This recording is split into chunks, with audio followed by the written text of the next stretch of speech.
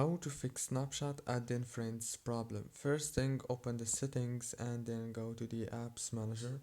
Open the apps like this, and then all what you want to do is wait a few seconds right here, and after that scroll until you find Snapchat.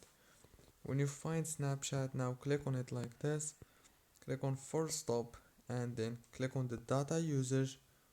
Now right here, disable the roaming data and the background data, and then go to the Play Store, search for Snapchat and update it.